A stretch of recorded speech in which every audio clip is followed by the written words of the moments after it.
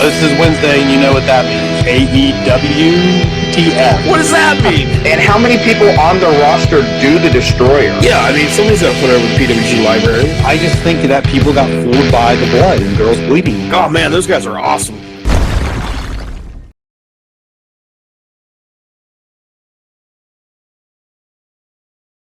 Hello, and welcome to AEWTF, and you know what? A ton of wrestling. So, it's actually 10:23. I said 10:22, but 10:23. Dynamite.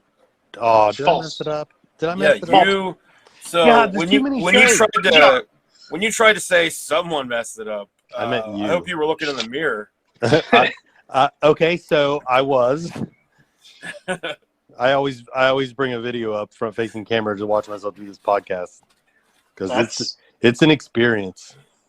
That's weird. I should try doing that. But no, we're going to talk about Rampage. This is the only. Oh, and I did see this. There's so many I can't remember, but this has the best match ever on it. We'll start with that. Yeah, we're covering 4 shows. Rampage from October 22nd is the first one up. I like to call it a dynamite sandwich. Technically 5 shows because I got notes from the Cody season finale. Ooh, season finale. There's already a season finale? Yeah, they only had like 5 episodes or something. Wow, that does seem soon. That's what she said. But anyway, this sandwich, you got Rampage, 2 slices of dynamite, and then Rampage. Yes. With some gross Cody in the middle. Yeah, I wish they would have advertised it that way. The Cody dressing on it is not as good as I don't like dressings, so it's always past the date. It's never fresh. Yeah, it's true because like all the content you see is like from a year ago, right? Pretty much. Well, before we talk about this show, let's talk about wrestling in general. You guys know Ring of Honor basically released everyone and is not going to do shows for a while. Yeah, they're going to be going back to, like, just using dudes that are out there, doing the indies. And full-on indie company now with no contracts. I was always surprised they did have contracts anyway, but, I mean, it was a good thing for all the boys, but I always thought it was odd that because they're kind of still pretty small, really. They, I guess they just resigned themselves to realizing that they're never going to be better than number 3, so what's the point of having contracts? Are they even number 3 right now? Impact's doing decent work. Nah, but Impact gets no viewers, and Ring of Honor owns like 30 TV stations that they're at least in syndication on. That's true. I never thought about the Sinclair. But if you take Sinclair out of it, no. That's like saying if you take Vince McMahon out of it, where does WWE rank? Right. I mean, the funding. Sinclair's just the funding. They're not actually running. You know what I mean? They're not, some Sinclair executives not booking. They pick who gets the book. Yeah. Which is Jonathan Grisham's the head booker now. Yeah. He's good. We're going to see some of these guys in AEW. Marty Scurll had to do all his weird shit during speaking out. Yeah. Are we going to see some of these guys in AEW, assumingly? I think so. Most of them will just be like one-offs through the Forbidden Door gimmick or whatever, I think. But yeah, especially right now because maybe if Ring of Honor doesn't come back to running, which I'll be surprised if they do, but they say they're going to, then we'll get it. But nobody's going to WWE from there, right? I really don't know who's all on the roster. Like, they're all none of them are 6'2", besides the guy over there had what's his name, EC3. They got Josh the Goods Woods is a young, kind of bigger dude that might fit WWE prototype. Yeah. I mean, Shane Taylor could go to WWE and team with Keith Lee again. At least Keith Lee would get something going. True. Yeah, Shane Taylor's a good one. I never thought about him. EC3 could never pass their drug test now. That dude is jacked. He was under contract and passed their drug test a bunch. Yeah, now he's actually doing bodybuilding shows, and he's not doing natural ones. If he was natural, he would do a natural show because they're way easier to win. So he did an unnatural show for a reason. He's not doing, or he's doing the Dustin Rhodes bodybuilding contest. What? The natural. Okay. I Oh. see what you did there. Whoosh. Okay, I hate you guys. So the other news that'll transition us into AEW. Did you see JR starting a pot farm? Yes. Yep. That's pretty amazing. He's a smart businessman. He is, yeah. I didn't even know it was legal in Sauce and Oklahoma. pot. Those are the things that fat people buy the most, I think. Yeah, barbecue sauce and pot. You know he's gonna have a barbecue sauce strand, right? Oh yeah. And Cash is here for it. I listen to his podcast every once in a while, but he's like very open about how hardcore of a fucking pot smoking weed head he is. Yeah, it calls the chocolate cake all the time. Yeah, which is funny. I mean, I love actual chocolate cake more than marijuana. So, Gotta agree there. Yeah, I agree. all right. So this is our very first of 4 shows. This is AEW Rampage in Miami on October 22nd, and I called someone a liar. I will not apologize for it. But we start out with Orange Cassidy and Powerhouse Hobbs. I will just read my one note that I have here. It's just nothing. That's my note. Yeah. So I had 2 notes, but so my first note is I hope Hobbs keeps the torture rack as part of his moveset. And my other comment was basically the same as Draven's. It was, yeah, really not a whole lot of a match here to comment on. This was here. Well, we got 6-hour wrestling, so we can move on from there because I got nothing to say, but yeah, it existed. Then we get Britt Baker against Anna Jay. I think you're skipping a in-ring promo. I don't know if we really need it. It's Penta. It's Spanish. Why? All right, so why does Alex heat with the girl? I can't do that. The girl? That's just her name. No. Yeah. So this segment, why does Alex come out with the second belt as if he's the tag champ of Penta? Mm-hmm. I gotta continue my Alex heat here, but overall the segment was good because Alex got punched in the face. So you got a black eye from that. Oh, that's makeup, brother. It could be. Yeah, it looked way too overdone to be legit, I thought. And he also had it like 12 days later, whenever the next time he showed up on TV was. Yeah, I mean, he's a long bruiser. One of them long bruisers. He's got thin blood, whatever that is. Whatever that is. But then we get Britt Baker versus Anna Jay. And this was kind of the same as the first one. I thought the match was. I thought it was a pretty solid match. Yeah. The finish. So my note for it, and then this actually ends up paying off in the second Rampage we'll talk about. One of my notes for this is just that I have always hated the mandible claw as a finisher because your opponent should just bite down really hard. Yeah, I've thought that forever. So I wasn't brave enough to say it like you, though. But so spoiler alert, that happens in the other Rampage. So Kayfabe and shoot-wise, though, if you push down hard enough under the tongue, it's supposed to paralyze your mouth because you're on that nerve. That's what they say, but pretty sure that's a lie. We should try it. You got to do some testing. All right, I'll send you guys video footage of what happens tomorrow when I grab the first person I see. Mammal claw research. Take 1. It's just me going, hey, you, come here, let me see your mouth. Nothing weird, just come here. And then he just mails each one of us a finger that they bit off. Yeah. See, look at this. Proved my point. I was trying to think. I forget what your tattoo on your knuckles are. True love. True love. I was like, yeah, I got the O. Wait, what? I got true on my right hand, love on my left hand. His mind's blown. I hear Omega's mind. Yeah, I'm like, the gears are trying to turn, but they're just clicking. I'm a romantic dude. Dude. I just thought you were really into that movie with Arnold Schwarzenegger and Jamie Lee Curtis. Oh, that's true lies. That's true lies. I want that now. I really regret not getting that. Yeah, I was like, I want that. I didn't want tattoos, and I want that. And then on my back, just I just get the frame by frame of the Jamie Lee Curtis strip scene. There you go. So Cash in the ring. Why don't you do the dusty punches and go true love, love?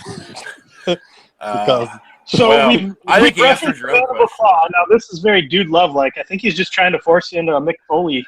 Yeah. oh yeah, this podcast brought to you by Three Faces Republic. No, we know a guy that would gladly take over a Mick Foley gimmick. So Oh yeah, and he'd be the biggest Mick Foley Mick ever. Foley ever. Yeah. Didn't we already have that? He worked in ASW a couple times. He was Dick Foley Oh, Yeah, I forgot him about too. Dick. I forgot and the about Dick Foley. Overtaker. Yes. Overtaker, yeah. That's a big Mick Foley. It's a huge bitch. So then we come to climax of the show and With the Vance Temp interview. Yes. Vance Des Moines or something. But yeah, what interview did I miss? Shivani did after the the Skype match. this week. Oh yeah, blah blah blah. Anyway, wrestling. Moving on. This was amazing. Amazing. Yeah, it was really fucking good. I know I've already said this before. I think it's the last time these guys wrestled, but it's insane to me that they're on AEW's roster and they're not in the main event scene, and the main event scene is still like untouchable. Yeah, this is like the mid card whenever it was like Triple H and the Rock, and like this mid card is some of the best workers in the company. The intensity that Pac had in this match was just fucking off the charts too. Like both of them are real good at taking that extra second to make everything fucking sit in there, man. They lay everything in. It's just so crisp. Yeah. Crisp. Andrade did the like a slingshot from inside the ring to a DDT on the apron where they both just fell to the floor. That was fucking insane. Oh, what about the one that he went to do and missed? He tried to do a slingshot drop kick through the bottom rope and just fell to the floor. That was but that was a crazy bump. Like, yeah, it was. Lower back on the apron with that kind of momentum coming around. Like, why do you think that was a good idea? Like, you know, when you're planning moves and you go, oh no, that'll kill me. I don't think he has that thought. I have it all the time. It ain't that bad. Most of his weight hit the bottom rope and then it was like bouncing off a. And see, this is why you're crippled. Yeah. I'm only partially crippled on bad days. But it is a bad day. This match was everything I wanted to be in professional wrestling. This crispness, this intensity, it's magnificent. I really like the little spot where Pac's on the apron and Andrade's like hanging out through the ropes, or he might just be sitting there. I can't remember now, but he's like on the apron too, kind of, and he tells Pac to kick him again. So Pac just fucking kicks him in the head again, then looks out of the crowd. And he's like, well, he said to. Yeah. The crowd, for the first time in fucking years and years, are into Cody's little run-in at the end, but only because Arn Anderson came out and pretended to shoot a gun. Yeah. Yes.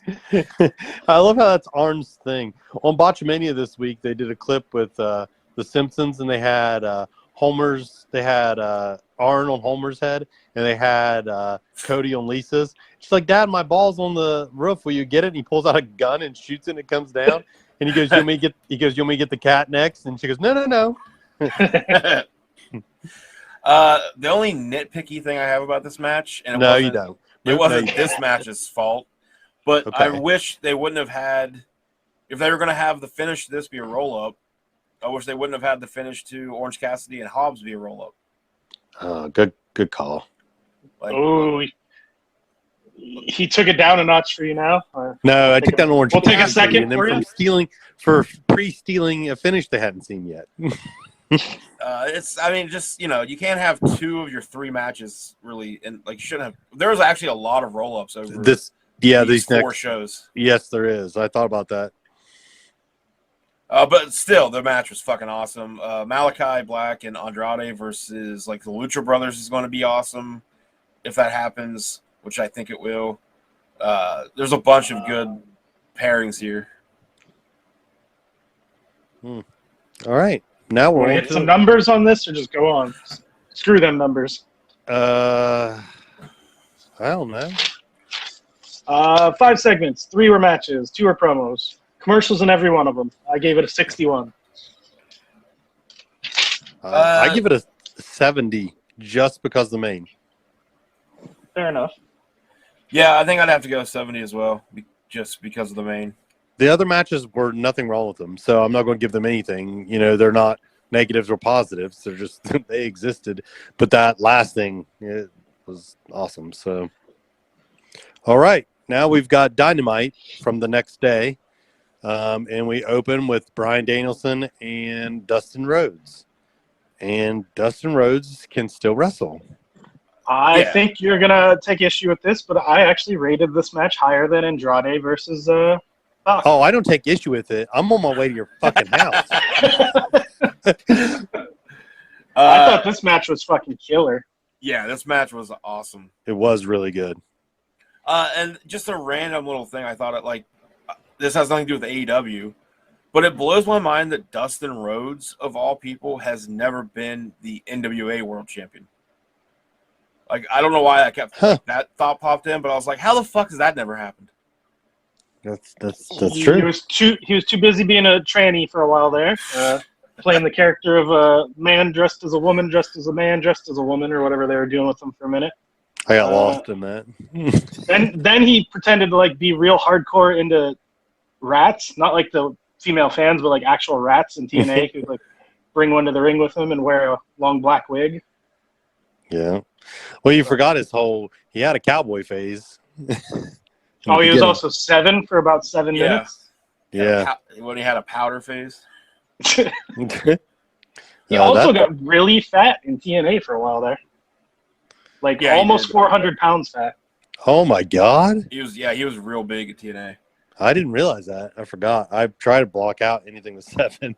Him and Abyss would work, and he'd be the bigger of the two. Wow.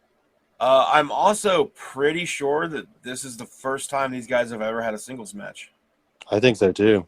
Like, No, I tried they worked in WWE a couple times. not single, like not anything that pops up.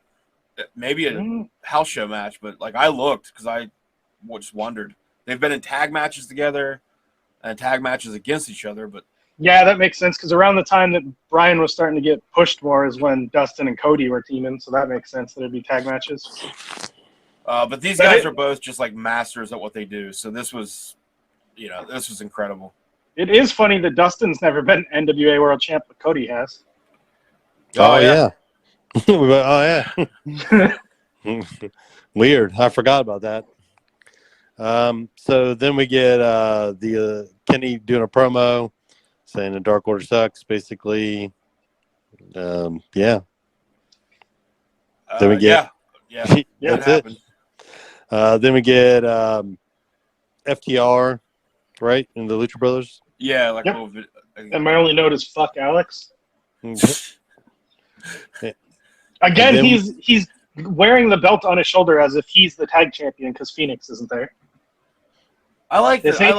This ain't Freebird shit, brother. I love that Draven also has just unreasonable hate for certain people. Alex and Dan Lambert can fucking die in fire. Because mine's Justin Roberts, which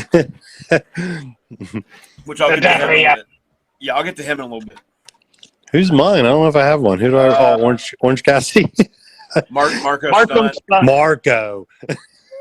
or the security guard. Someone's supposed to yell Polo when I yell Marco. That's how the game works. But then we get it's Sting. This was fucking awesome. MJF is such a piece of shit, and he's so good at it. In the best way. The Lex Luger line, oh man. Yeah.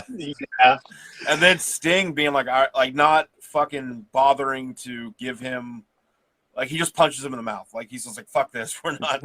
Yeah, which is what should happen when someone's like, right. So yeah, I really like this segment. MJF's on a roll. So yeah, this whole segment was really good. And then we get Tony with his wannabe girlfriend. It's got to be getting awkward at this point. And this was just Tony's fetish time. Yeah, pretty much. So then we I get have to come up with a little theme song for that on the next Dynamite. fetish. Tony's I can't even say it. Fetish time. TFT, Tony's fetish time. There you go. There we go. Yeah, TFT. TFT on TNT. Ugh. It's gonna be the next show. It's just Tony falling around Bit Baker drooling all the time. Yeah, it's like the Cody and Brandy show, but it's literally Yeah. just like him being a stalker. I would watch it way more than I would Cody's show. So. True. Then we get Penelope Ford and Ruby Soho. I have a JR note here where he's trying to get over the term kick drunk, like punch drunk, and nobody goes along with it. I don't remember. I had a JR note for a different match. I don't remember what it was, but all the proton packs later. He's like, what's a proton pack? A proton pack? Is that like them protein shakes? Yeah, I was like, JR, you don't know. I mean, that's an old movie. It's not a new reference. It didn't have John Wayne in it. He didn't watch it. If John Wayne wasn't in there with Bill Murray, then he ain't watching it. Yeah. So Ruby wins this and advances in the tournament, which we all know how she did it. She's the better worker. One very annoying thing about this match is that the commentary team was doing a WWE impression by repeatedly letting us know how historic this match was. Just over and over again. If they don't tell us over and over, we'll forget. Like, why was it historic? I don't remember hearing it. Well, because it's the TNT or the TBS belt. It's like the first mid-card belt for women ever. Yeah, so apparently every match in the tournament's historic. Like, they just kept saying it, though. Like, it's the exact same thing WWE does. And my other thing about this match is that the match was fine. It was decent. But everything they did post-match has the exact same story beats that they did with Bunny and Penelope and then Ty Conti and Anna Jay. It's the exact... Like, they're just redoing everything over again with two different people. Yeah, they are. I mean, that's what we did. I mean... That's kind of my whole career, dog. But I mean, all wrestling. You attacked like, my brother. But it shouldn't be like they just did it though. Like, it's a little too soon. It was the last feud Bunny and Penelope had. Like, you said bad things about my wife. Now we're gonna fight. What do you mean you don't like the color orange? Let's fight. You know, all those storylines that come up all the time. So then we get Bobby Fish and Anthony Green. And someone talked me into Anthony Green. You skipped Wardlow, Sean Spears, where MJF tells the accountability buddy. Sean Spears made me legit laugh out loud when he was. I forget what he says now, but he looks at Wardlow and he's like, I think he just goes like, "Hi" or "Hey" or something like that, like "Hey," because it's like awkward. But yeah, Sean Spears is growing on me. Yeah, and Wardlow, like, I hope to keep this kind of stuff up because he'll get to actually like show personality. Yeah. Anytime we get to see After Party Wardlow is a good time. We get Bobby Fish and Anthony Green, but someone talked me into Anthony Green. Is he good? Is he bad? Should I like him? Should I hate him? I don't know how to rate him because his original incarnation on the Indies before he went to WWE was like total gimmick shtick where he had like two hot chicks and he was this retro guy, and he's kind of dropped all of that completely. He's pretty solid in the ring though. I don't know why he's wearing Evan Courage's pants from 1999 though. He's retro. 1999's retro now. The exploder into the rope was fucking nasty. Good. Yeah. It's like me missing the fucking flip bump on the rope, the cannonball deal. Yeah. But yeah, match was pretty solid. And then Punk doesn't want him beating up someone afterwards. I don't know why. Punk only does like bullying if it's against a guy with a mustache, I guess, because there's multiple other instances of bullying on the show with like Sting and MJF. And yeah. Fucking Ruby. Maybe he had an Uncle Touchy with a mustache like that. He's like, no. So, wow. So I love it when I say something so inappropriate and it halts the podcast for a minute. But yeah, the match was good. Bobby Fish wins, of course. Punk doesn't like him, and then we get something about Bitcoin. I don't know. $1 Leo. Yeah, God, he's so bad. There was something about this promo. Like my note, I'm trying to think of what exactly happened, but like Leo Rush is explaining, or like they're setting up the match or whatever. Like He's Mike mansplaining. Seidel's hurt, so it's going to be. I forget now. Like I need to make better notes. I think this was actually hyping up the tag match. They hadn't decided that it wasn't going to be a tag match yet. Well, then so then it was Leo Rush explaining how he got the tag match book. Like, but he's not saying it's going to be him and Dante versus them yet. He's just saying like he got like the Seidels are going to have a tag match, and Dante Martin sits there the whole time, just looks confused. Yeah, that's the thing. Leo Rush finally says like it's going to be me and you, Dante, and he's like, oh yeah, okay. Like he couldn't track the logic. Until Dante's in the ring, he's kind of looking like a deer in headlights all the time in backstage shit. Yeah, he is. True. It's almost like he's at that point in his career. He's like, I don't want to fucking do promos. Just let me work a goddamn match, guys. So then we get Lance Archer trying to kill himself versus Eddie Kingston. Yeah. This is bad. I mean, is how bad is anyone know? I haven't heard. Is Lance hurt? No, I don't think so. My initial opinion on this was I thought this was a work. Oh, really? After the fact, clearly it's not or whatever, but I just thought that they had planned him hurting himself, but he just like came up short in the attempt and actually really hurt himself. But the reason I thought that is because they get right to the finish and it's so like picture perfect, nobody looks lost or whatever. It looked like that was supposed to be the finish. Also, but I think it was just a good job of the ref communicating to both guys. He's going to crawl in, just do fucking Oklahoma roll or whatever. But also, Tony Nese watching wrestling, no one watches anything like that. I see. Yeah. Like all rapid fire. That was weird. Very weird. I do have a note here. So the beginning when Archer does his little throw random dudes around and stuff, it's weird that he body slams this dude and throws him around that they've actually used on Dark as a wrestler. Like, it's hard to use a plant if you've already put the dude on your TV. Well, I didn't know, so it's new to me. He looked like a young Tommy Wildfire Rich. Yeah, he did. Skinny young. Was Tommy Wildfire Rich ever young? I don't think so. I also thought it was a woman. I honestly don't know. And I was like, Lance Archer's beating that woman up. That's heat. Tommy Rich was champion at the age of 19, but I still think he was a 50-year-old man when he did it. You're probably right. Yeah, but I'm not a fan of the bringing a fan over the guardrail spot at all. But, whatever. Yeah. Just to bring it back to Tommy Rich a little bit, because nobody talks about him enough. I would suggest never booking him because he nonstop calls you about picking him up at the hotel the next morning. Oh, okay.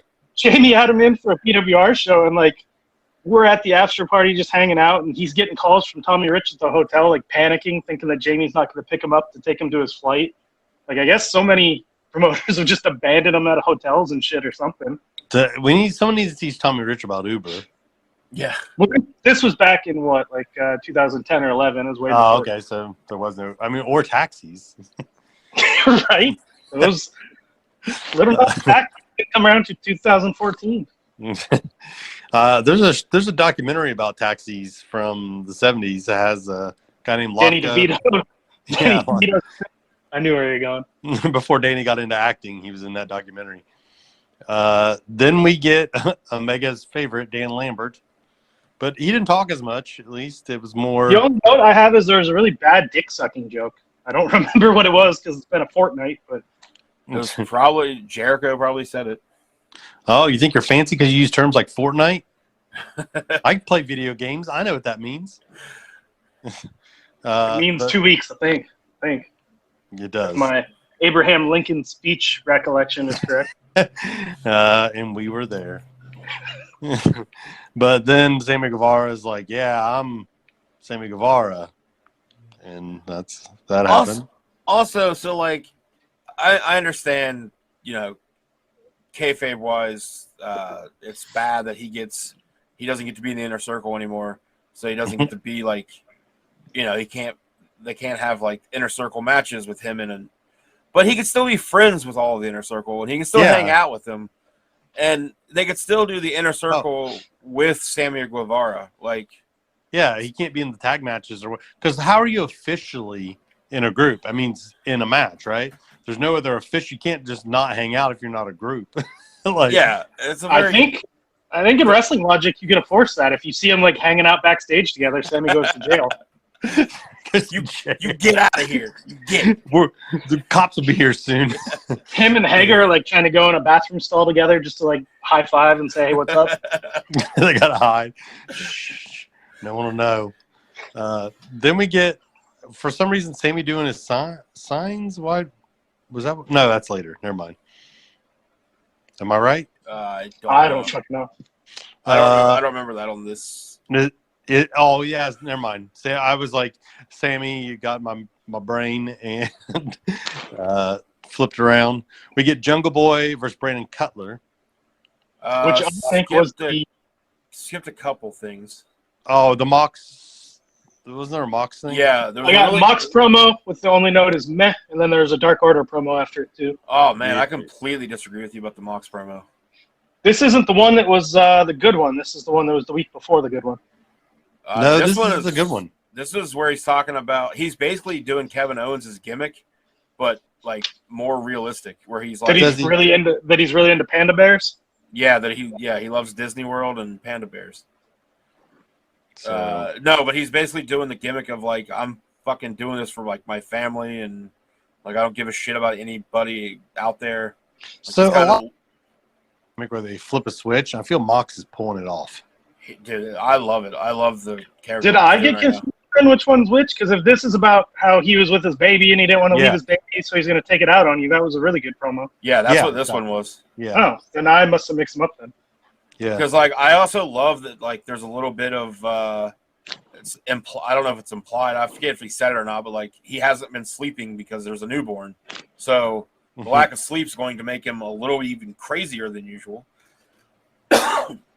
Yeah, I dig the character. On the Mox note here, so I guess him and Renee had some private Instagram where only their friends could see pictures of the baby and shit, and somebody hacked it and started posting them all over the internet. That's Jesus Christ. What the fuck is wrong with people? I know, dude. It's also though like when you make a private Instagram and you're a celebrity though, even if it's your friends on there, somebody's gonna leak that shit. Make a text group or something. But so okay, Dark Order promo, blah blah. I don't remember anything about it either. So they're talking about going to be in costumes or something. Oh, okay. But Jungle Boy and Brandon Cutler, so if I wasn't going to be like, so like as I get older, I think I want to be Brandon Cutler. It seems very fun. Like all the stupid stuff he does is awesome. But he loses in very, very quick fashion. My note here is it's the perfect squash. Yeah. And then we get a perfect squash from the next Dynamite as well. So they're getting better at doing squash matches. Yeah. Spoiler alert. Yourself here. Spoilers. I feel like so at the end, Jungle Boy cuts like a little quick promo. And I feel like he should be above saying the word shit. Like I feel like there should at least be a few people in AEW that don't like. Well, he's that white meat baby face, and I don't want him cussing either. Yeah, because I feel like I'm his the gimmick, he's going to get a bunch of kids that like him. So, like, let's not have him be saying shit. I'm on the other side of the fence here because I just anytime anyone, whether they're aimed at kids or adults, say I'm going to kick your butt, I automatically lose that immersion in the story.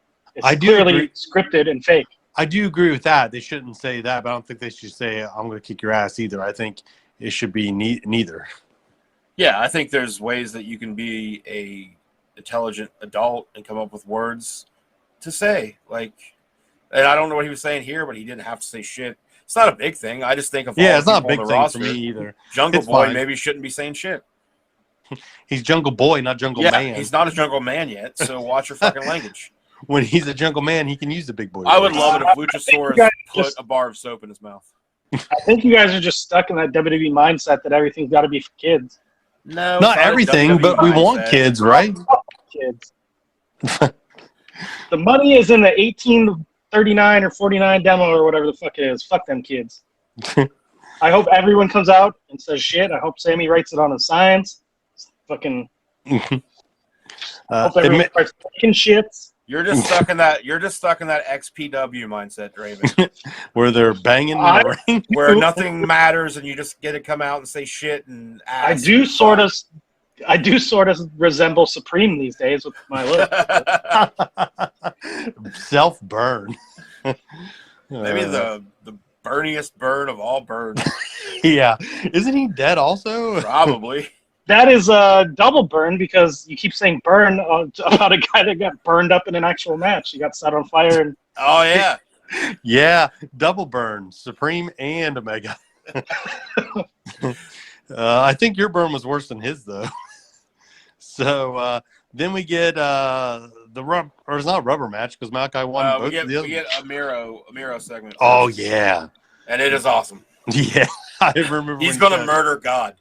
Yeah, he's going to fight God, and I'm here for it. See, when he started all this, I was against it, but I am so on board now that he's going to kill God. I knew him fighting God would get you on board. Yeah, this is awesome. I love it. I love him and Mox set an extremely high bar for promos on this episode. And then we get Malachi Cody. Yeah. Small thing here, but during Malachi's entrance, he went to the wrong buckle. He went to the one that wasn't lit. Oh. Because they had the opposite side hard cam this week, so threw him off. Things I found funny.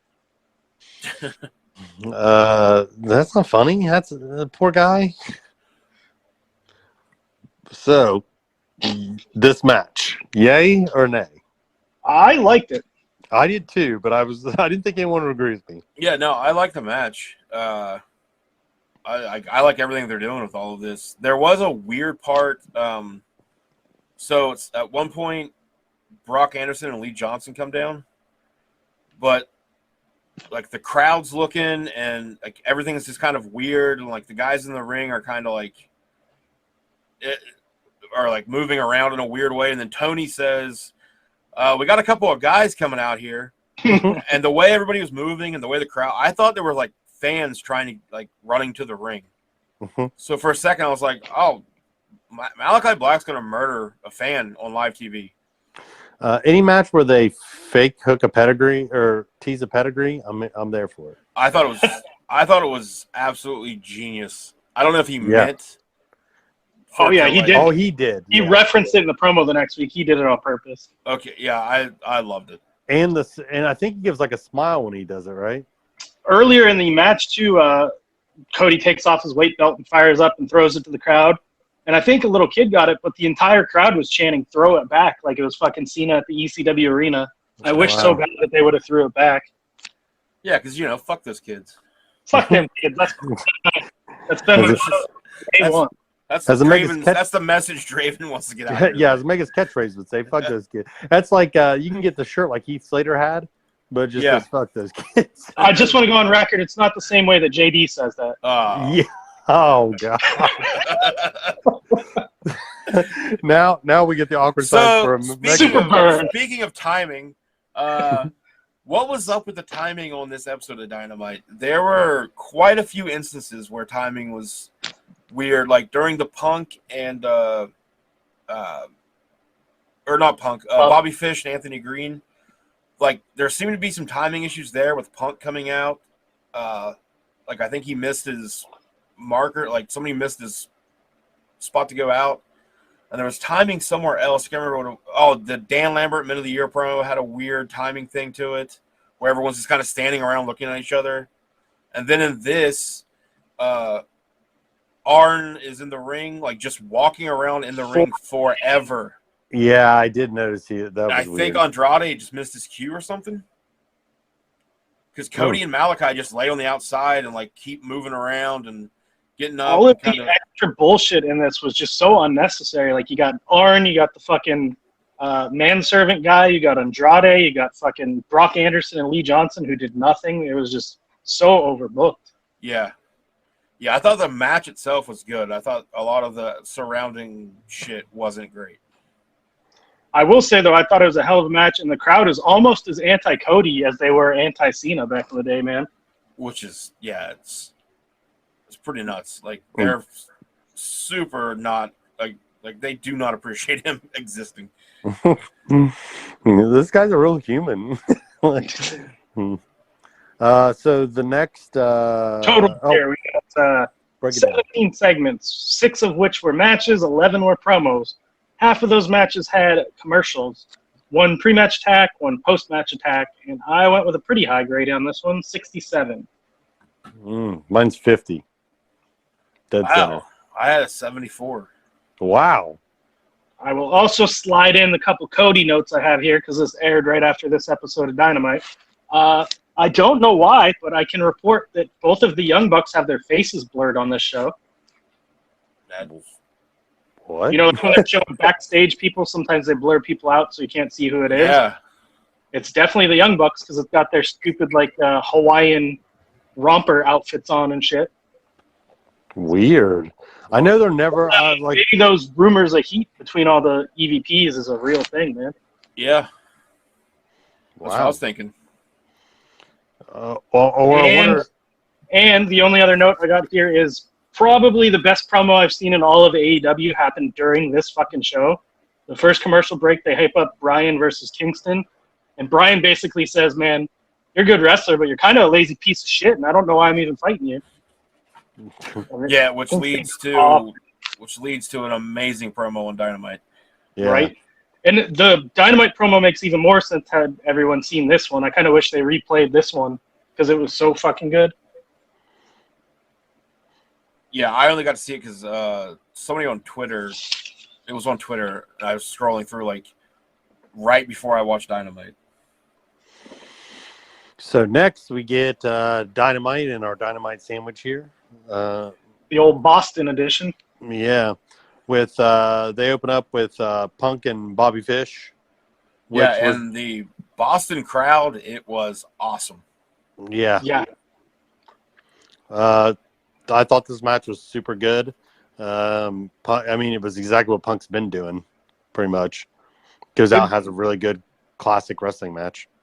I thought it was solid, but a lot of what Punk does for me depends on the opponent he's working, and I'm not that into Bobby Fish, so it didn't click that well for me.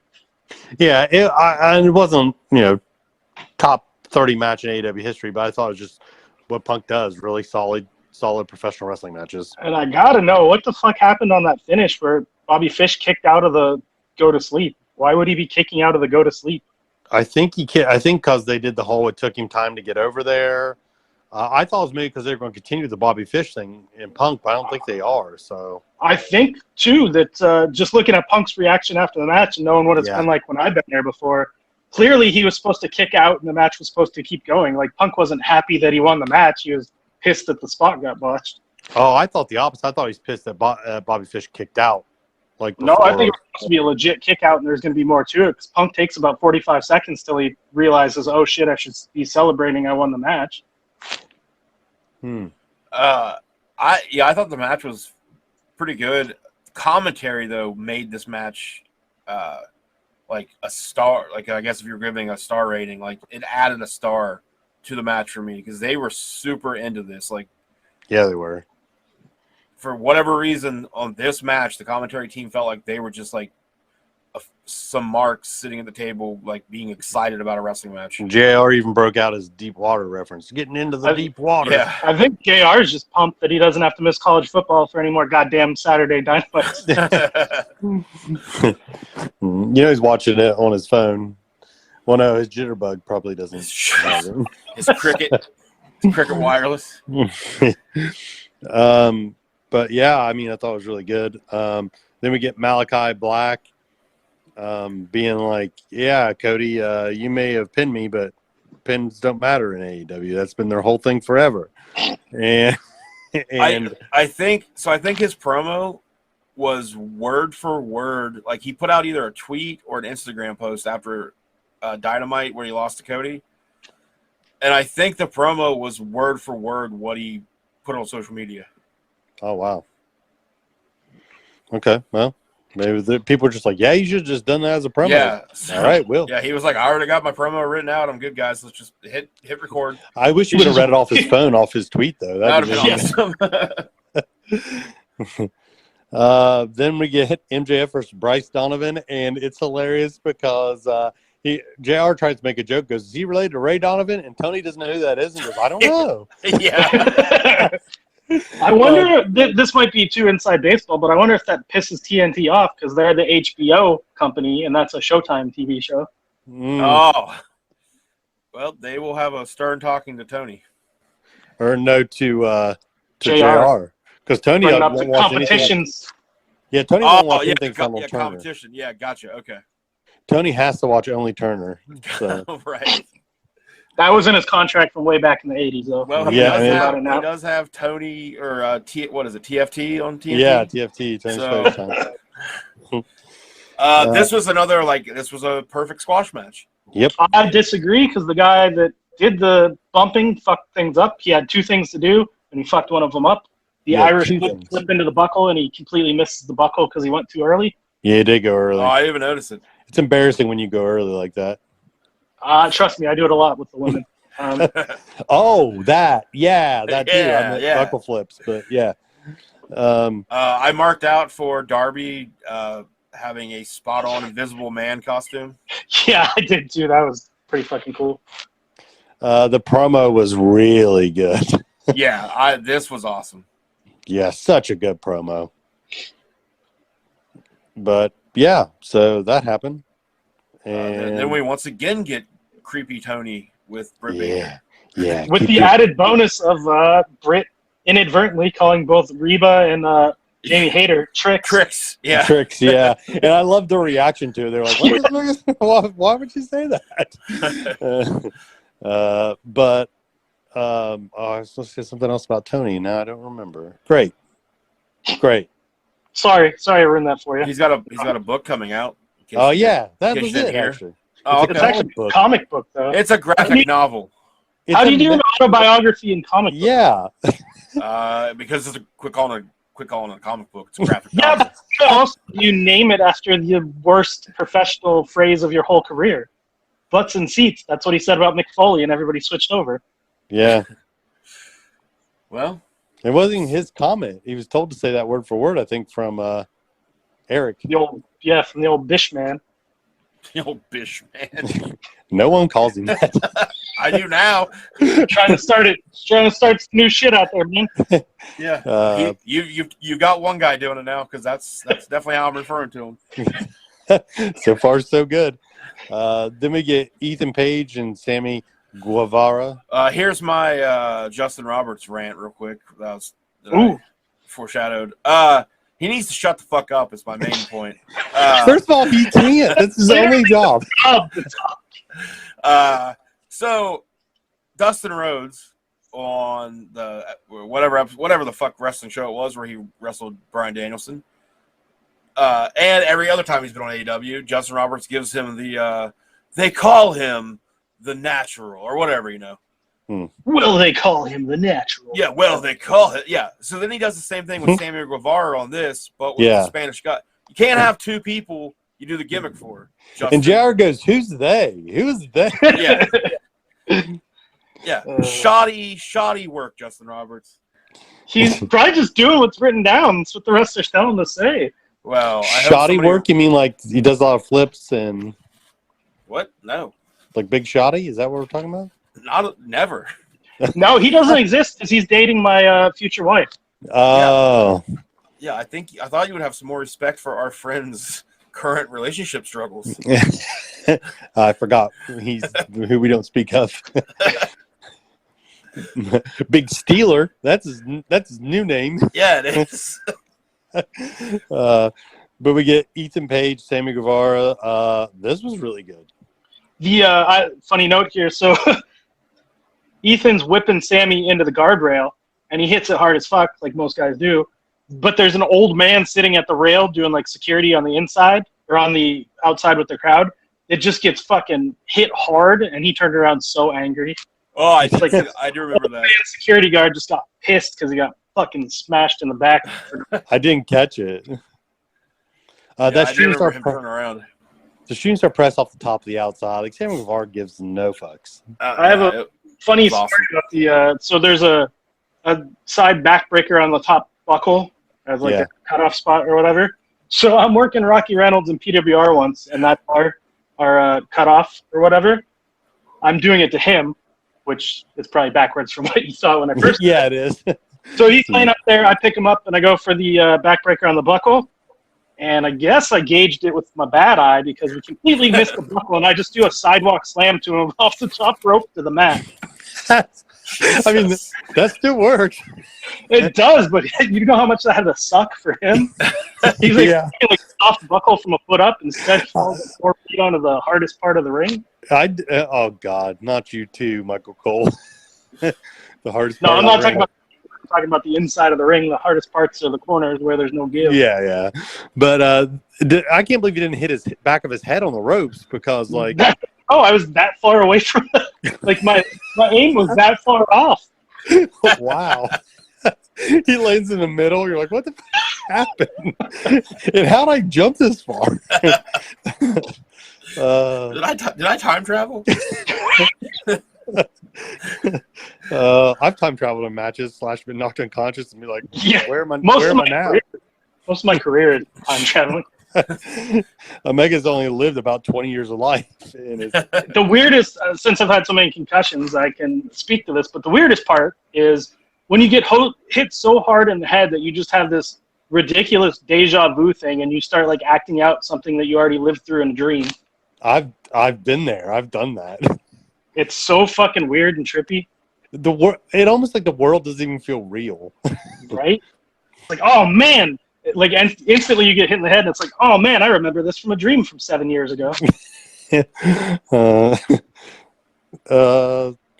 got lost because we're talking about Omega getting concussion. This That's match. me for match. Yeah, this match. I thought this match was awesome, and I also hope that we get more Ethan Page as a singles wrestler. As a wrestler. Yeah. I think he's miscast, put with Scorpio Sky on a team because he's pretty solid on his own, like as a singles worker. Yeah, I think 100% he should be on his own. He's really good. Especially not saddled with Dan Lambert and those fucking clowns. But then we get the Inner Circle and the blah, blah, blah.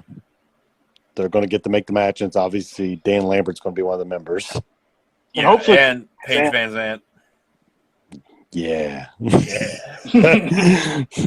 Keep doing what you're doing. Smell her a little. She's going to cross over onto a Tony Fetish Time episode. Yeah. This is mine. This is my time, Tony. Back out. So then we get Tony. Speaking of Tony, we get Tony with Eddie Kingston and Bryan Danielson. And this Eddie Kingston is a cunning linguist. So this segment is basically professional wrestling porn. Like, it was so good. I said cunnilingus. Yes, you did. That was a good setup. Yeah, I fucking love this. Like Eddie just being like, fucking talking about his issues with mental health and all that shit, and then walking off, and Bryan Danielson basically just being like, "Yeah, we all have shitty lives, dude. Suck the fuck up." Like, yeah, life sucks. It was fucking awesome. I agree. Really fucking good shit from both guys. They both have this air of authenticity now that they get to speak for themselves. Or in Brian's case, gets to speak for himself for once. Yeah. Yeah, good point. So then we get Penta and Ray with right? Am I wrong? Yeah. There's a Lucha Brothers promo, but I don't remember anything from it. The only note I have is obviously fuck Alex. But, yeah. And then we get my girl, the best woman wrestler in the world, Serena Deeb versus somebody. I don't know. The former champion. Before they said on commentary, I had the note on here, Bret Hart vibe with that gear. Yeah. That's okay. So you guys both just stole my notes, basically. Ned Steele. But so you not knowing who she wrestled was one of my points that I had down here, because like they do not treat Hikaru Shida like she was the champion that she was. Like she held that belt Serena for a while. Deeb is there. What do you? But Keep in mind that they treat Sheeta exactly like Riho got treated, and exactly, well, not Nyla. They kept her around after she lost it. But my main point is they only got women on the show once a week, so the chance to lose the belt don't got nothing. But to your point, Draven, Serena Deeb is like, not only is she doing the shout out to Bret Hart with like the gear, but she's doing the Bret Hart heel gimmick basically. Like she's working that style. She's 97 Bret Hart, which and is it's awesome. Yeah, she's spectacular. She's I mean, might be hyperbole some people, but I think she's the best wrestler in the world as far as women go. This match was great. Especially in AEW, it stands out, but she has this confidence and authenticity that the rest of the women wrestlers don't. Like, even the good women wrestlers they have sometimes have moments of hesitancy or whatever, but she's never intense does. and more intense than all the other women. She's got that It's like she's an MMA fighter, and she doesn't give a shit about what's scripted. She's going to beat somebody's ass. Yeah. Yeah, I'm a big fan. Yeah. This match, like, it had so much more juice from the crowd just because they already did that little angle where they worked before and Sheeta lost the 50th match or whatever and made this one 2 times better. Yeah. Yes, it did. So then we get something about Bitcoin again. I don't know. Bitcoin Bear. Bitcoin Barry. And he's saying Mike Seidel's hurt, so it's just still going to be a singles match. And you got to wait for him to debut because we're all excited. Yeah, we are. Then we get the main event. You skipped so much. Well, no, the main event, 10 versus Mox and the title eliminator. Oh, yeah. Sorry. That's the main event for me, baby. And then Mox murders 10. Yeah. Bloody murders him. Dude. Yeah, this was a live murder on television. Yeah. Like, I get that they're doing the rip mask, he's doing the blade job, whatever, but even worse than that shit to me is, so Mox just hit them with a simple clothesline, but he hit him so fucking hard that the outline of his entire fucking head was on Mox's shoulder in blood. Yeah. It was a big blood splattering on Mox's shoulder, which means you didn't hit the clothesline with your arm, which you're supposed to do. Not supposed to hit the guy in the face with your chest. I do love that they are seemingly kind of pushing Mox and Kingston both back into heel roles, but like not like the traditional lazy heel characters. Like, but they're both going to kind of go back to that. They've made a slight shift in character from badasses to pricks. Yeah.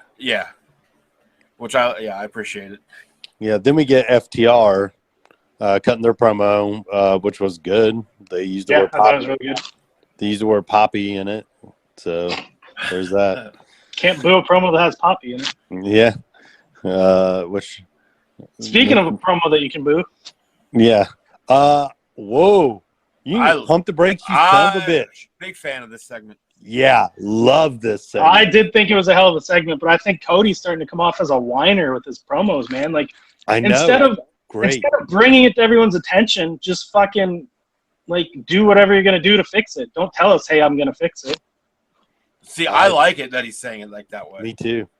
Because I don't know what they're going to do with it. I don't know if the story here is going to be that he's legitimately going to try to swing the fans back to loving him, or if he's just going to keep doing this until it's like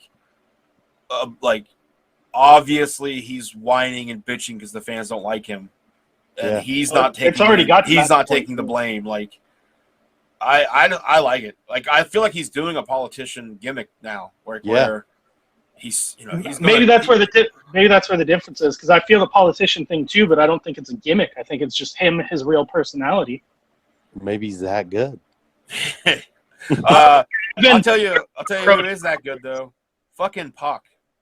Yeah. The chaotic energy of this when Pac comes out and he's beating the shit out of, and he's bumping people, and then he's in the middle of the ring just flipping everybody off. They missed it. They missed it on camera, but he did the Aleister Black gimmick where he does the backflip into the Indians. Yeah. Crisscross applesauce. Pac is just great. Well, it's going to be interesting to me because I'm not 100% sure if they're going to do a tag match at the pay-per-view or if they're going to go 4-way. Like, I hope they go 4-way, honestly. I do too, but I think they'll probably stick with a tag match so Cody at least gets to be cheered a little bit. I like to see the tag match like on a Dynamite or Rampage before the pay-per-view and then do the 4-way. Yeah. Because I don't feel like I love Malachi Black. I like all 4 of the guys involved, especially Pac, Malachi Black, and Andrade. But I don't feel like Andrade and Malachi Black make any sense as like partners. I don't. I agree. Malachi's wife is Andrade's old business partner. Oh, well, there you go. Oh yeah. You Shit. just explained it. Yeah.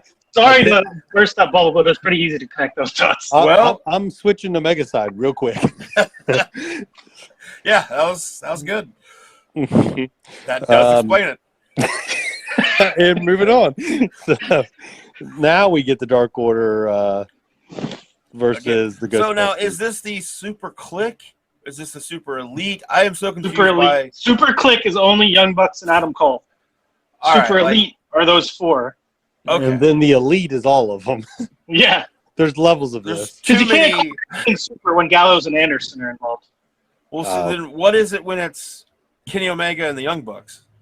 That's just the. Oh wait, yeah, that's the Elite. What the All fuck right. is it when I don't? What is it when it's Kenny Omega, And Adam Brandon Page, and Nick Jackson? Well, Adam Page isn't on their teams. Yeah, Or, That'd be weird. Adam Cole. I'm sorry, baby. Then it's a variation of the Super Elite. We could do this all day. This is now a game.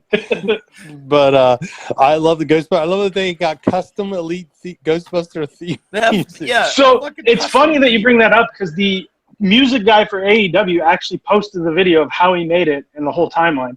So they messaged him at 5:30 p.m. that night that they needed a Ghostbuster ripoff song by Showtime. Jesus. Oh wow. And he doesn't like live at a studio. He had to drive into a studio, and so there's traffic. Like he didn't get there till 6:30. Then he was working on it for a half hour, and he had a power outage, and it didn't save anything. And he started over again at 7:15, and he got it done at 8:05. But he actually put a video out. I think it's Instagram or Twitter or something, showing him putting all the different layers of like percussions in there, and then the fake Ghostbuster song guy ripoff thing. Like super Wow. interesting. That's super impressive. Yeah, he made it in about 45 minutes. Okay, Mega, whenever I have you do things for me, I expect the same process. God damn it! I just fucking burned myself. Yeah, you did. Okay, Supreme, get to making. Oh, Wow. that's it. I'm just gonna start wearing a singlet and a t-shirt every time I wrestle. So I really wish because Colt Cabana did because it ended up playing into the storyline. But I wish all of the Dark Order had came out dressed as other AEW wrestlers. I thought that would have been like a funny little Halloween thing. Or And if he they could would have done a spot of theirs. That would have been. yeah. So like Cabana. I do think that. Oh, go ahead. I was just gonna say I do think John Silver being Bambi was a cop out. What? Well, He How's just that wore work? a hoodie. That was like a cop out of wearing an outfit. Like he's just wearing Oh, Oh Yeah. yeah. okay, I true. get what you're saying now. I was like, what?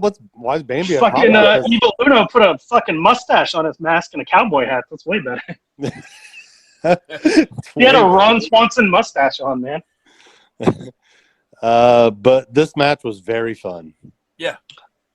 I disliked it a little bit more than just the regular 6-man they had because sometimes when they go so goofy with the outfits and doing the comedy stuff, you know, This was like they was put the proton packs on and did the fucking Ninja Turtles, all hit them with the shell at the same time gimmick. This was PWG match. That's Yeah. exactly what it was. No, this was the opening bout in the Cartoon Network title tournament. Ooh, I'd be down for that. Yeah. What? I didn't mean it. Idea, guys. I didn't. Well, I don't care how I don't care how dumb the whole thing was because the whole thing was very dumb. But I popped for the Adam Page review. Yeah, I will say that the end paid it off completely because they did that really well. I love the Brandon Cutler as the horse. I mean, it was Yeah. amazing. That was awesome.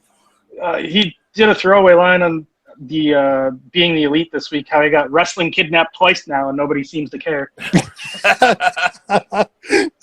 See, I want Brandon Cutler whenever I decided to quit wrestling seriously, which you guys, I'm sure, will say was a decade ago. But So break it down, Omega. All right. We got, did I do the numbers? Oh, yeah, I did. 15 segments again. 6 were matches, 9 were promos. So very similar to the Saturday Dynamite. Half the matches had commercial breaks, 1 pre-match tack, 2 post-match tacks. I did like the show, but it's my lowest of all the shows we rated. I did 59 on this one. Well, mine's 63. Wow. Even with your Serena Deeb? That's what gave it and the main was fun. But besides that, it was kind of Okay. Damn. Well, mine was an 84. Oh my God. Wow. Yeah, I really enjoyed this. The opener You was... just love your MJF versus Donovan matches. I'm telling you, that Bryce Donovan, that's my boy. Or girl, which I don't know what... I can't remember anything about Bryce Donovan whatsoever right now. Is he related to Billy Donovan? Wait, no. What? I forgot the guy's name. Ray Donovan? Ray, yeah, thank you. And you can see him Sundays on HBO Max. Cut the feed. Cut the feed. Showtime. Definitely. Oh. Well, you can also should just get HBO Max also. Come on, give us money. Now I'm going to bring up my next Rampage results. So we got another in our Rampage sandwich. We're on the final piece of bread here. I'll get this note in while you're pulling everything up because it doesn't have to do with any of the matches specifically. So they start out with Bryan versus Kingston, and a good deal of the crowd left after it. So when it gets I heard that. When it gets after the next match, I thought the production crew was super clever because they matched the color that they lit the crowd to the same color as the seats. So it was kind of hard to see the empty seats. Like that building had reddish maroon chairs, and they just made the lighting reddish or maroon. But then after Seidel and Martin, by the time it gets to the main event street fight, there are so few people in the building that they actually turn the crowd lights off, and you can only see the first 3 rows because it's that empty. Wow. That's weird. That sucks for Abaddon and Britt. It does, but I mean, they gotta start taking into consideration these tapings are too goddamn long for people. Yeah, I know money wise, like it works better, but man, they got to or have the match that everybody wants to see. Just make it the main. I know, make people stay in the building. Yeah. Even if they wanted to do the TV show to start with Bryan versus Kingston, why don't they tape it last and just put it in the order that they wanted in yeah. Yeah. There you go. From someone that sat through a 7.5-hour WrestleMania, yeah, and that's WrestleMania, I kept forgetting matches. Like someone would come out and be like, oh yeah, that's on the card tonight. Oh yeah, we also got that. There's so much. So this is Rampage from 10/29, but Jesus. So your feelings about Andrade and Pac, this is my version of that. It's so good. Good God, this fucking ruled. This match was the best match of anything we covered this week. Yes. So, as far as American pro wrestling goes, has anyone ever had the run that Danielson is on right now? As far as match quality, just back to back to back. I don't know if he's ever going to have a bad match again. Early 2000 or mid 2000s AJ Styles, maybe. It's based on opinion and stuff, but the last time I thought a guy had a run this good back to back to back was actually when he was Daniel Bryan first getting pushed in WWE. When he first started growing the beard out, and him and Kane were still teaming, but they were letting him work singles, and then he was a hot tag guy in a bunch of Shield 6-mans, then he beat Cena. He was on just as hot of a run then as he is now, but it's a completely different style he's working. It's just pretty amazing that he's capable of doing such different things, but doing them both so well. I think AJ, when he was in Ring of Honor and TNA at the same time, every match you saw, you were just like, Jesus, this is spectacular. As somebody who watched all of the Wednesday night TNA pay-per-views, I got to disagree because sometimes he'd be in there with some shitty dudes and they wouldn't be able to keep up with him. I think I was late TNA. I'm talking early TNA. When Jerry Lynn, Red, and Low Key. 1 through 106 that were at the Asylum. What's that? Last episode 01 through 106 at the Asylum. That's what I'm talking about.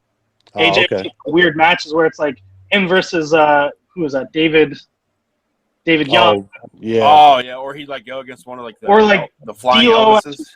D'Lo after he got released and he like didn't really care that much and wasn't in that great of shape, and they just put AJ with a lot of shitty dudes in that run. Yeah, I'll give you that. But he got the best. Those matches are still the best those dudes could have done, probably. I just think right That now, was the question though. like I honestly don't know if we'll ever see a bad Bryan Danielson match now. Like If they put him in there with Alex or Dan Lambert or Tyler Rose, it still might be incredible. it probably could be. You're right. This was like so early on in the match, it was sloppy, but like in the way it was supposed to be because it looked like a fight. Yeah. Like they Yep. just each guy made the other guy earn every strike, every hold, every move. Like It was so fucking good. uncooperative in a way that you don't really see in wrestling, and that was a Yeah. good thing. The stiffness was like just fucking like out through the roof. Like Danielson's chest, Jesus Christ. Yeah. It's such a small thing, but they were doing armbar transitions that ended up ending with a DDT, and it was just the most legit transition I've ever seen into a DDT, where it looked like it Yes. could have been in an actual street fight. Yeah, this was so like every fucking Danielson match now. Like because at first when it was him and Kenny, I was like, that's the greatest TV match. And then him and Suzuki, and I was like, well, no, now that's my favorite. And now this and him and Kingston, like it's right there with Suzuki for me. Like, Well, first of all, he's like working your wish list. I know he's getting Dustin, he's getting Kingston, he's getting Suzuki, he's yeah, getting Dustin. Omega. Oh man, yeah, the fucking match with Dustin. Jesus Christ. Yeah, this is like Cash's dream match run. Dream match run. Yeah, the back fist that he hit him with too was stiff as fuck, man. Yes, and it was so like well timed, like where it came in the match and like how Danielson sold it. The build for this match was great. Like they paced this out perfectly. The only negative I can say, and it's a super nitpicky thing, is so Brian chokes him out. I'm cool with that finish, but they stayed in the extended dick sucking position Yes. for far Yes. too long at the end of the match there. And we didn't need the overhead camera shot of it. I know. It's 30 Yeah. seconds of an overhead of a Yeah. man in another man's crotch. A little much. That's from XPW. Yeah. I was like, you guys do know that like people can screen cap this stuff, right? Like, I saw it and go, this is gonna be a botchamania. I get why both workers did what they did. That was an exhausting match. They shouldn't Yeah. have, but the ref can roll Kingston off and like check on him just to get him out of the position and Yes.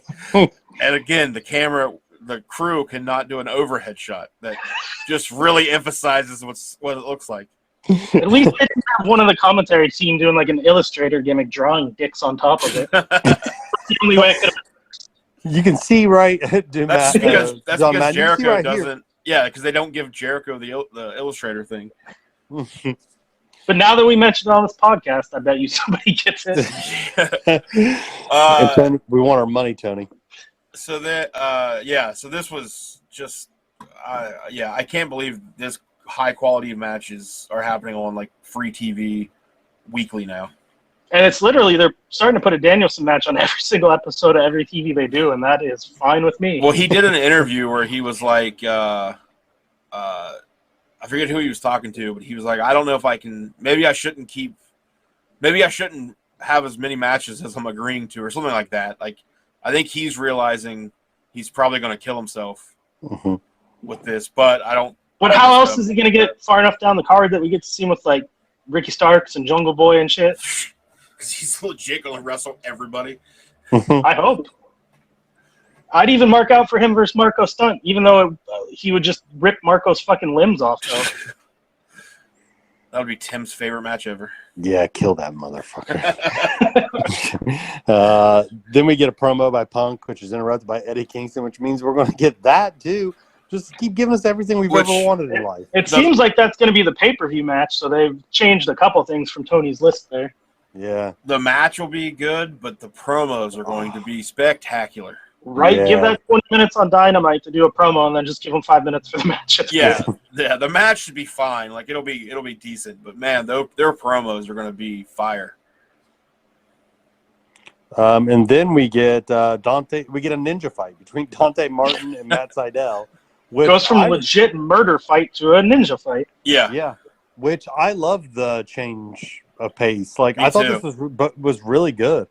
Yeah, Really this good. card, this whole this night of Rampage was really well booked out in their something for everybody approach. Yeah, these two guys are like just like I do want to see. I do wish this was still the tag match though, because Leo Rush added in, like with the way he can, as fast as he is, as flippy as he is. Dante's brother isn't quite as good of a worker, in my opinion, as Dante is. Darius, I think his name is. Yeah, well, same. These are both the better brothers.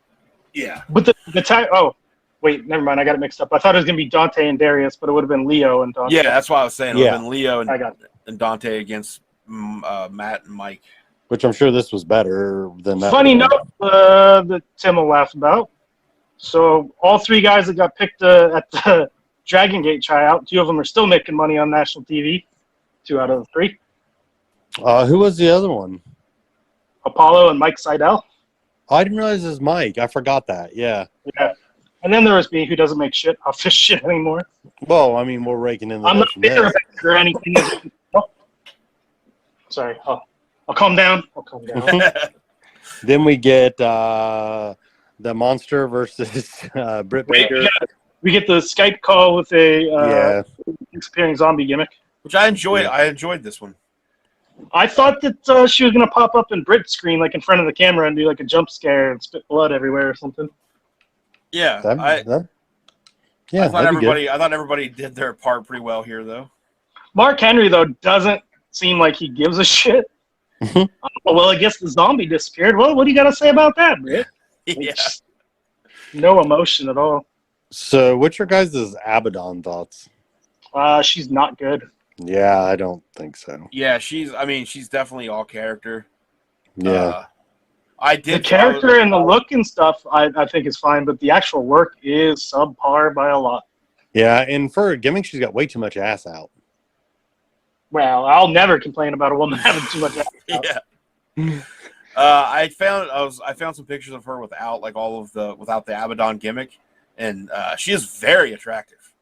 So, Like, I've seen the picture too. I agree. She's an attractive woman. It's weird. You can't tell with the gimmick on or whatever. But so I do wonder then, like, because I don't know if she worked before she was Abaddon. Like, I don't know, but I do wonder if maybe she knew she really wasn't amazing in the ring, and kind of knew like, hey, I need to have a gimmick. Because she's average in the ring. That neck breaker table bump. Oof.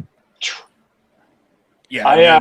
First thing when they started doing the repeated table spots is, man, I've been there. Yeah.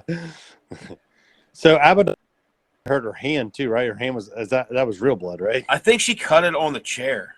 Okay, because I thought it was real blood. Yeah, that part was real. Yeah, that blood was real. I think she like grabbed the chair and did something, and it ended wait, up all the blood in her presentation's real. Come on, dog.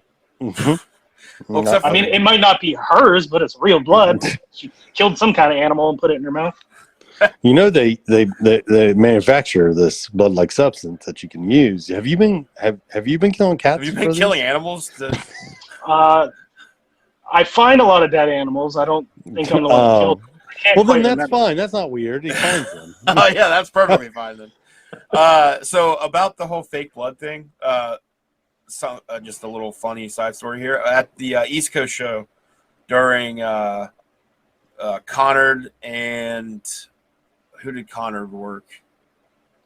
Jake Christ? Yeah, during their match. So they came out to into the crowd fighting, and they came over to the table I was sitting at with Jason and Tyler, and I think Jason had a ketchup packet sitting there unopened because he got a hot dog, and he had an unopened ketchup packet. Wiener, called a wiener. Of course Jason got a hot dog. He got a wiener, and the ketchup packet's laying there, and Jake Christ slams Connor's head into the table, and Connor's head was like half an inch away from hitting that ketchup packet, which would have busted it open, and then like if any fans would have saw it, they could be like, I fucking knew it.